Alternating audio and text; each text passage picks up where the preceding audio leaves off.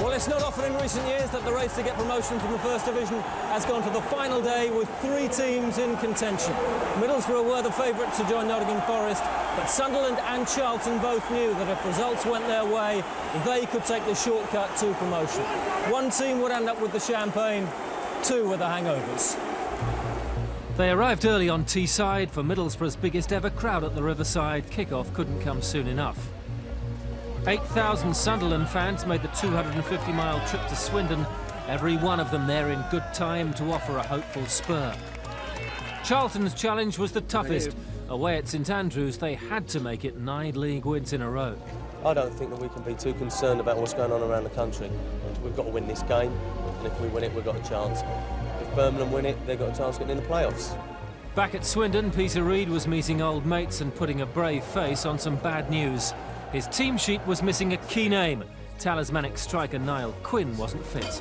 5 minutes before the end of a training session, he's just going for the ball and just felt something in the back of his knee, low in the hamstring, so, you know, it's not worth taking a risk. If Sunderland had a shock absentee, Middlesbrough had a surprise inclusion up front.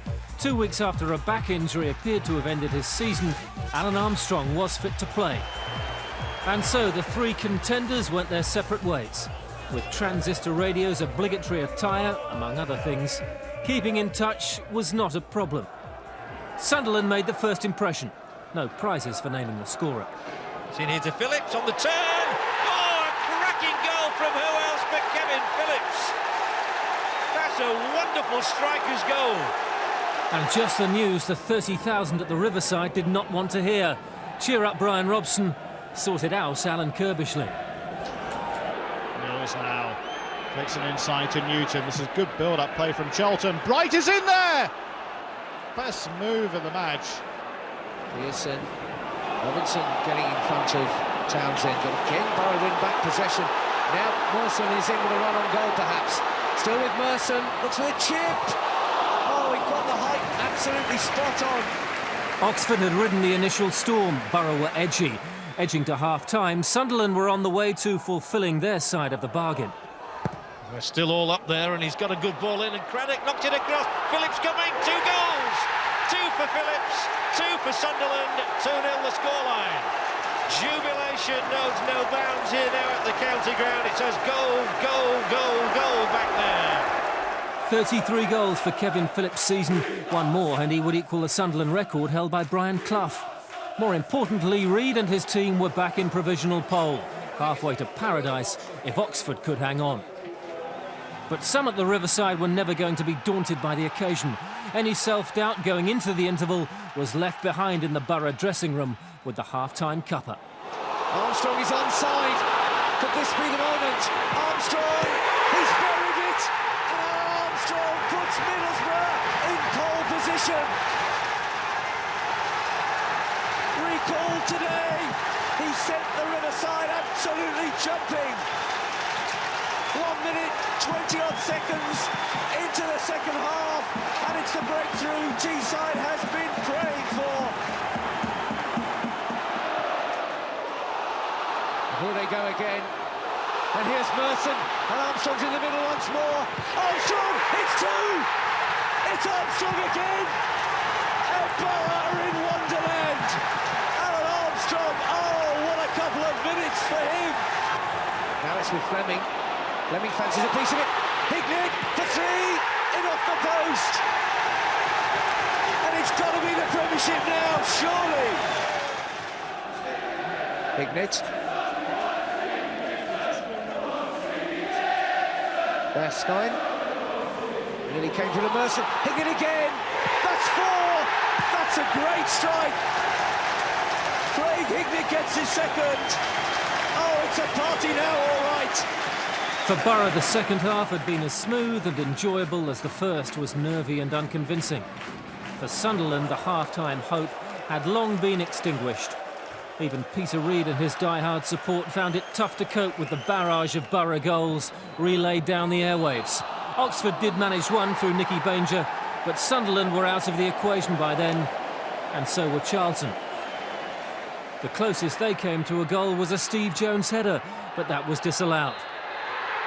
Indeed, Charlton ended up doing another club a favour. Birmingham would have made the playoffs had they turned their second-half possession into a goal, but Sasa Ilic was a man inspired. Sheffield United, not Trevor Francis's Blues, would finish 6th. Sunderland just have to get on with it. That was the painful reality sinking in before Mark Walters had retrieved one for Swindon. Peter Reid's team had broken the 90-point barrier, but it was only good enough for 3rd.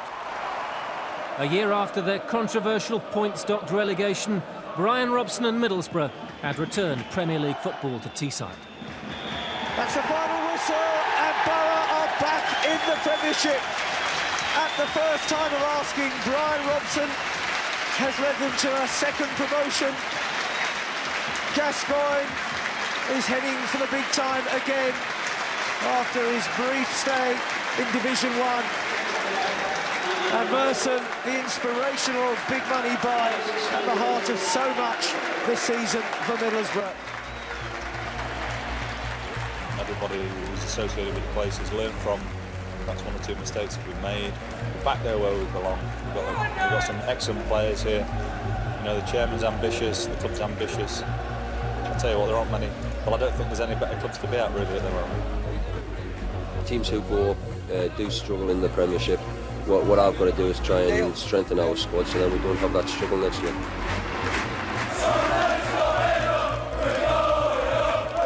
There is a little bit of disappointment, but there's a determination. And this time last year at Wimbledon, it was just devastating. You know, it's the only word I can use. But the players were professional. We give them a couple of days off because they've worked hard, and then we'll go again next Sunday. If results had gone our way today, that would have been a bonus. It was always out of our hands. If it had been in our hands and we'd failed to deliver, then there would have been some disappointment. But there's no disappointment. They're only looking forward to a real good semi-final situation, and nothing better to go up than to do it at Wembley. Have you got a message for your mate Brian Robson? Because he has done what brilliant, has been his major goal as well. Well, terrific, well done, Robbo. And you know, like I said before, the best team deserves it. It's a smashing club, Boro. Always welcome when I go there, so well done to him. I think it's better than anything I've ever done at Arsenal. You know, it was against, you know, the odds, and the team had just gone down, and, you know, it's been a big effort by everybody at Arsenal. You know, he's always expected to win things and everything, and it gets taken for granted. Brian will be going into next season in his 5th year in management, and we know where we need to strengthen the squad, and Brian has his targets and he'll be supported every step of the way.